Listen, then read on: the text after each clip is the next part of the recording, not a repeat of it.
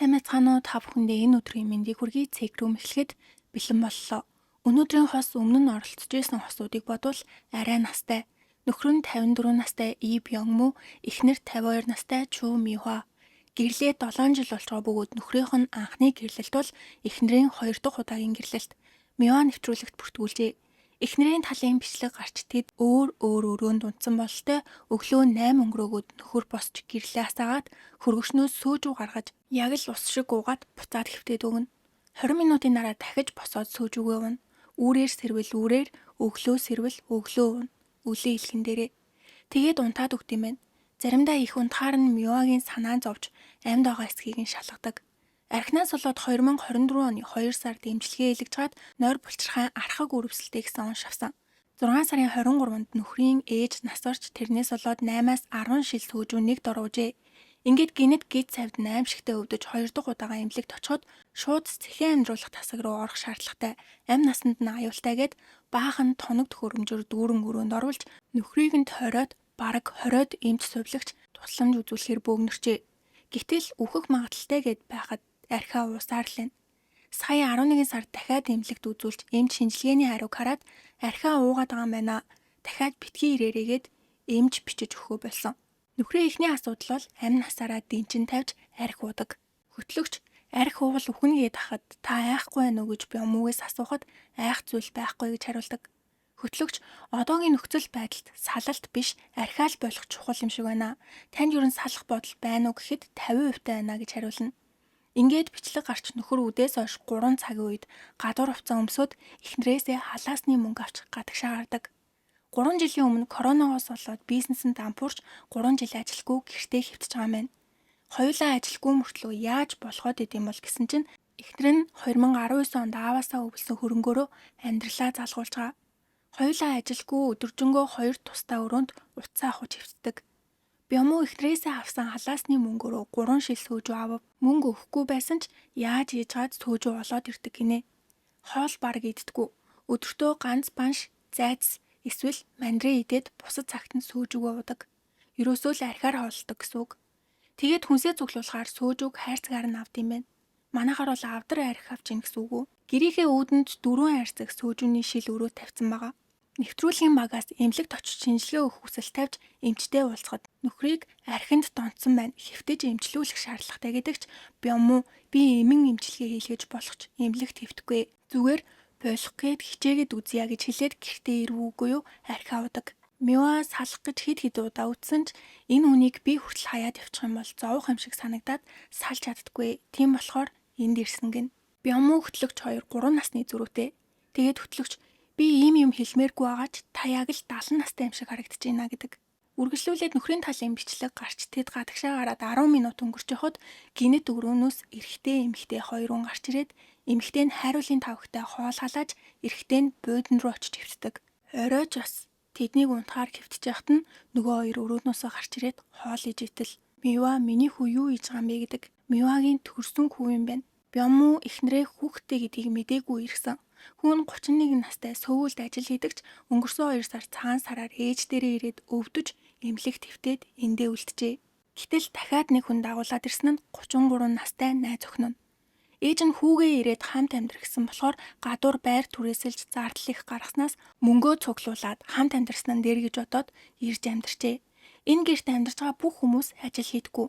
Миваны ааваасаа өвөлж авсан 200 сая воныг хэрэглээд дуусч байгаа гинэ. Тэгээд бичлэг гарч Миваныг унтжаа хооронд хүүбэр хоёр нь хөргөгч ухаж ээжигээс ирээн. Мива нүдэ нээвэ үгүй юу? Миний хүү юу хийж байгаа юм бэ? Өлсөд байгаа мó? Ээж нь хоол хийж хүү гэхэд найз охин нь цаанаас нь 8-алж идмээр нь бас шүл уумаар байна гэж ирхэлдэг. Гэхдээ найз охинд нь яг охин шиг ханддаг юм байна. Ингээд босч бэрийнхээ хүссэн хоолыг хийж байгаа хооронд хүнд компьютер тоглоно. Шөндөө тоглоод өдөртөө унтдаг болохоор оройн хүүгийнхээ идэх хоолыг бэлдээд унтахтаа зүүдэндээ хүртэл миний хүү хоол идгүй өлсөж гинүү гэж ярьдаг. Харин нөхөр нь босч эхнэрийнхээ хийсэн хоолноос идээд амтгүй байна гэхэд угаасаа чамайг идгэж хийгээгүй гэж уурлана. Тэгснээ үүдээ байн хоол зөөж халуун шүүгснээ тамхи авч өгсөн үү гэж найз охиноос нь асуудаг. Эхнэрийн эхний асуудал бол хит их хүүгээ бөөцөлдөг. Тэрээр нөхөр маань хүүхдэггүй болохоор хүүхэд харилж мэддэггүй хаа. Надад бол хүүгээ харахаар л ямар нэгэн юм хийж өгмөр санагддаг. Миний нүдэнд хүү маань хамгийн хөөрхөн, хамгийн мундаг нь гэв. Мэдээж хэн ч гэсэн хүүхдэд тэгжил бодох бах. Бүр хүүгийнхээ уух кофег урьдчилж бэлтэх ёстой гэд найз охиноор нь авчруулдаг. Нөхрийн ярьснаар хүүнд кофе тоглоомонд донтсон. Үүрийн 4-5 хүртэл сэрүүн байж чихвчээ зүүж тоглоом тоглохороо тэрүүгээр нэг орилдог гинэ. Мио болохоор миний хүүгийн мөрөөдөл мэрэгжлийн геймер болох учраас бэлтэж гаач манай нөхөр ийм зүйл ойлгодгүй гэж ярьдаг. Солонгост геймер болохын тулд эхлээд амьдарч байгаа бүс нутагтаа хамгийн сайн байх ёстой бөгөөд дараа нь дадлагчаар сонгогдож бэлтгэл хийдэг. Ахлах сургуулийнхаа насн дээр ихэвчлэн геймер болдог гинэ. Гэтэл аль хэдийнэ 31 нас хүрсэн хүн өдөө хүртэл амжилт гаргаагүй бол тэтгэврийн насандаа орсон гэсэн үг юм байна. Инээс гадна хүүгийнх нь найз охин гэрт юу ч хийдэггүй. Үсээ самнаад үснийхаа сэвийг ч авдаггүй болохоор бямуу тэрийг нь цэвэрлдэг. Бүр асуудалтай зүйл бол хүүгийнх нь найз охин байнга хадам хийжсэн мөнгө гуйдаг. Гуйсан мөнгийг нөхгүй бол доороо твхцэж эрхлэнэ. Мива хүүхдүүдээсээ тусдаа амьдрах бодлого байгаа бөгөөд хурмай хийх юм бол гэрээг нь бэлдэж өгөөд тусад нь амьдруулнаа. Жохон хатгалсан юм байгаа гэж ярьдаг. Уг нь хүүгийнх нь найз охин анх дэлгүүр явахад нь юм захиж мөнгө нэгтэхгүй байсан ч сар гарan хамт амьдарсны дараа яг хүүтэй адилхан болжээ. Мэдээж хүүтэй байдгаа барьдаг ээж гэдгийг нь мэдээд л тэгдэг бах. Бичлэг гарч хүүгийнхээ дуртай юмнуудыг найз охиныхон загсан юмнуудтай цуглуулдаг. Ингээд тэдний гарсан ойгоор хүн найз охинтойгоо том өрөө рүү гарч ирж хоол идээд буцаад унтна. Миваны ярьснаар өөрсдийнх нь амьдарч байгаа Намёнжо хотод залуу хүмүүс хийгээд ахаар ажил байдаггүй. Сөөвл явах гэхээр автобус яаж явдаг хуваарийг ч мэддэггүй гинэ. Уг нь энэ Намёнжо хот ердөө сөөвлийн яг хажуугийн залгаа хот. Дээрээс нь ийм амар хөгжсөн улсын хүмүүс ээжэж Монголын нэг аймагт байгаа штэ. Хүүхдүүд нь мэдхгүй бол автобусны хуваарийг хаашаа ямар автобус явдгийг зааж өгөөд ажил хэлэхээр явуулах хэрэгтэй гэхэд Мио би өөрөө мэдхгүй болохоор зааж өгч чадахгүй гэдэг. 30 гарсан хүмүүс иймэрхүү юм заалгамааргүй л юм. Тэгээд аавсаа өвлж авсан мөнгөө дуусгахын өмнө кафе ажиллуулах бодолтой байгаагаа хэлэхэд хөтлөгч манай улсад кафе хар мянгаараа байна. Ашиг болоход хэцүү. Ажил хийх хэрэгтэй. Хүүгийн чи ирээдүй хэцүү харагдаж байна гэв. Нөхрийн хувьд шүнжэнгөө тоглож өдөржингөө унтаж ажил хийлгүй ээжээрээ бүх юмаа бэлдүүлэхийг харах дургүй учраас тусдаа өрөөндөө ороод архиа удаг. Бичлэг гарч дахиад нэг танихгүй охин гэрт орж ирэхэд Бямуугийн царайнд баярлаж байгаа нь харагдаж махшаарч өгдөг. Энэ охин Бямуугийн дүүгийнх нь хөвгт бөгөөд багт нь аав нь өөд болсон учраас аавынх нь оронд аав нь олжээ. Тэрээр Бямууг арх угаад байгаа болохоор цаашдаа бүр эмчлэгтгээ болчихгүй гэсэндээ нэвтрүүлэгт орж яриа өгөхөр болсон юм байна. Нөхрийн ажил идэггүй бас нэг шалтгаан бол барилга дээр өндөр цалинтай ажилладаг байсан ч өвдөгний өвчнөөс олж ажилласаа гарчээ. Ажилласаа гараад өдөржингөө хийх юмгүй гэрт амьдарч байгаа хүмүүстэй ярих гэхээр хүн байна гэж тоодгүй болохоор өрөөндөө архиа уусна дээр байдгаа гэхэд хөтлөгч тамирчид өвдгөө бэртэх юм бол хагалгаанд ороод эмчилгээ хийлгэж буцаад бэлтгэлдээ орж болтгоо. 53 настай аж 80 настай юм шиг ярьж гэртээ арх ууж яхаар өвдөгчин зүгээр болсон бол гарч ажил хийх хэрэгтэй. Ажил хийвэл гэрт байгаа тэр хүүхдүүдийг ч харахгүй бага стресстэн. Энэ гэрт ямар ч ирээдүй алгаа гэдэг. Хүн 7 настай байхдаа нохооноос хортой вирус аваад одоо нэг талынх нь уушигны 80% нь байдгүй учраас цэрэгт яваагүй хүнд ажил хийж болтгүй мэн. Гэтэл тамхи татдаг. Татдаг тамхиг нь ээж нь авчирч өгдөг. Авчирч өгөхгүй бол гадаа хүүтэн байхад өөрөө гараад авчихгүй гэж айсандаа тамхиг нь зөөдөг гинэ. Аавгүй өсөж байгаа доо багаас нь өвчтөй байлгасандаа гимшиж юугаарч дутаахгүй гомдоохгүй өсгөчих гэсэндээ өдөө болтол эрхлүүлсээр байгаа мэн. Найз охиных нь ярьснаар айлд ажил хийхгүй зүгээр амьдарч байгаа болохоор эвгүй ч гэсэн өөрийнхөө хийж чадах зүйлээ буюу найз залуудаа сайн хандах хэрэгтэй гэж боддог.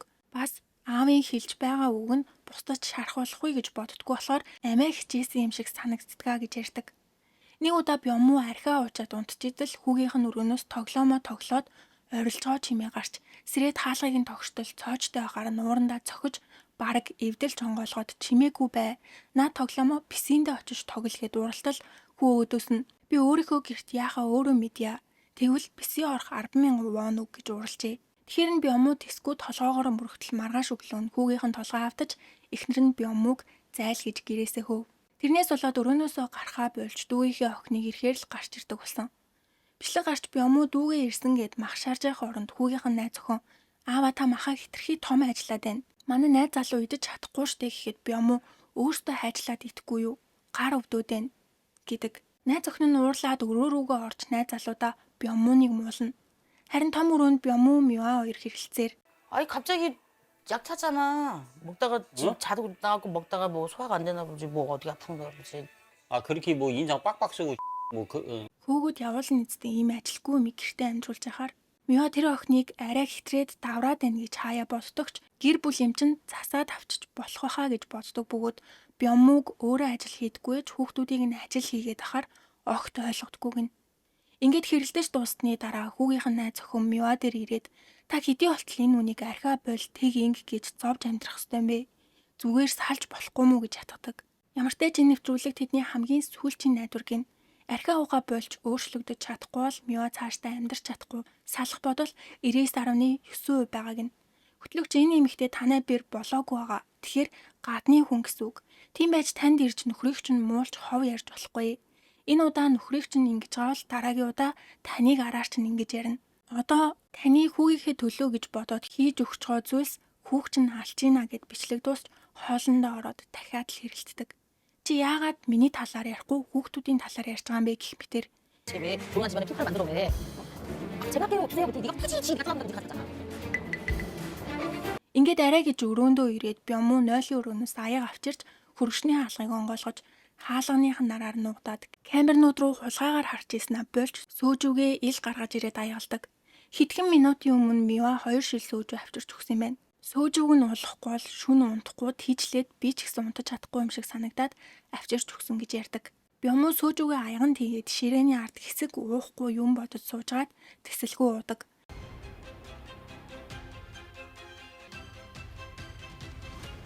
저 사람이 술 못 끊을 것 같아. Мио өөрөө архийг нь авчирч өгчөөд дараа нь энэ хүн архинаас гарч чадахгүй гэж ярилцлага өгнө. Маргааш нь бол сэтгэл зүйчээс зөвлөгөө авахар болоход ий усан сэтгэл зүйч гэр бүлийн бүх гишүүд байх хэрэгтэй гэж үзээд хүү олон найз охиныг нь авчруулдаг. Хамгийн түрүүнд Мио зөвлөгөө авахар ирж сэтгэл зүйч хүү олон хүүгийнхээ найз охинтой хамт амьдардаг гэсэн үү? Хүү чинь ажил хийх хэрэгтэй гэж боддгоо гэхэд хүүгийн маань би муу болохоор хийж чаддгүй маа. Хэсэг ажиллажгаад хэсэг амардаг гэхэд сэтгэл зүйч та хамгийн хайртай аавынхаа амь насны мөнгөөр өөртөө чинь нийлээд 4 өнхөө оллож хувцалж байна. Энэ мөнгө дуусвал танай гэрт юу болох вэ? Хүүчин найз охинтойгоо тэр гэрээс гарвал юу болох юм шиг санагдаж байна гэхэд нөхрийгөө үзэн ядах хаа. Яагаад гэвэл нөхрөөс мөн олж гэрээс явах байх гэж боддгоо гэв. Сэтгэл зүйч таны сэтгэлд том байр суурь эзэлдэг байсан аав чинь нас барсны дараа та нөхөртөөгөө учирч нөхөр чинь тэр цаг нөхөж оролж исэн бол хүү чинь ирээд нөхөр чинь хэрэггүй болсон юм шиг байна. Судалгааг харахад хүүгийнхаа талаар 2 дахин их битсэн байна. Таны хүүг өвчтөй гэсэн болохоор би урьдчилан шалгаад үзтэл өдөр тутмын амьдрал болон ажил хийхэд ноцтой зүйл байхгүй гэсэн байна. Тэгэхээр хүүд чинь том асуудал байхгүй. Өвчтөн болохоо бойл. Зүв зүгээр амьдарч исэн хүүхдийг дуудаж авчираад яг л шимэгч орхоо шиг амьдруулж байна.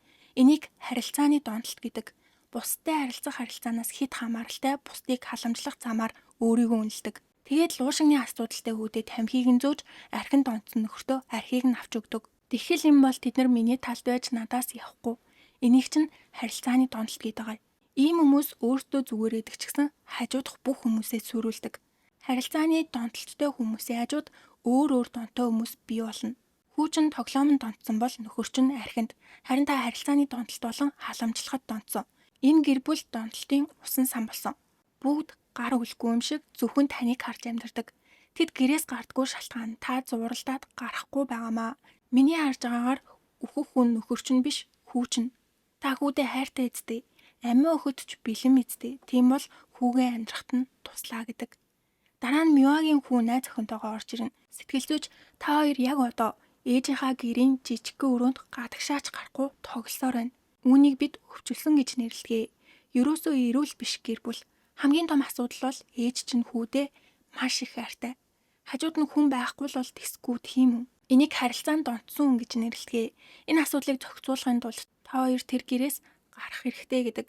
Хүүгийн ярьснаар энэ кемп рүү ирэхийн өмнө ээж намайг хайрлахад, халамжлахад аз жаргалтай байдаг ч сүүлдээ би ээжгүй л бол юу ч хийж чадахгүй юм шиг санагдаж өөрийгөө голдог болсон. Би хурдан биеэ дааж ээжтэй ярилцаад гэрээс явна гэхэд сэтгэл зүйч ийм ухаалаг хөө байсан юм уу? Энд чинь л ээжтэй тусалж байгаа гэсэн үг ээ.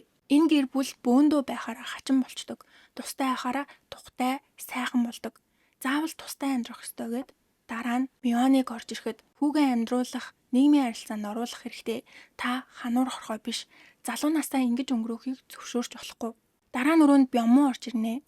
Сэтгэл зүйч энд яагаад ирсэн гэдгийг мэдхүү гэхэд архинаас болоод гэж хариулав. Та архиа болж чадахгүй гэж асуугаад болохыг хүсэж байгаа ч гэсэн үйлдэл гарахгүй байна гэв.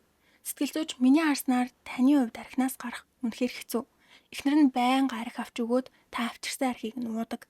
Би л таны эхнэрийн оронд байсан бол удахгүй шээс басыг цэвэрлэхийн тулд сөөжүү хайрцаг нь авч өгөхгүй байсан. Эхнэр чинь танд архи авчирч өгөх болгонд энэ эмэгтэй намайг хаалгах гэж байна гэж бодох хэрэгтэй. Яагаад өөртөө санаа тавьдаггүй юм бэ? Өөрөөсөө чи яагаад хоол идэхгүй, эрүүл биш амьдраад байгаа юм бэ гэж асуу. Төрсөн охиноос чинь ялгаагүй дүүгийн чинь охин ирээд санаан зовж байгаагаа хэлээд энэ нэвтрүүлэгт хүртэл бүртгүүлж ярилцлага өгсөн. Та хоёрыг хамт аз жаргалтай амьдраасаа гэсэндээ биш.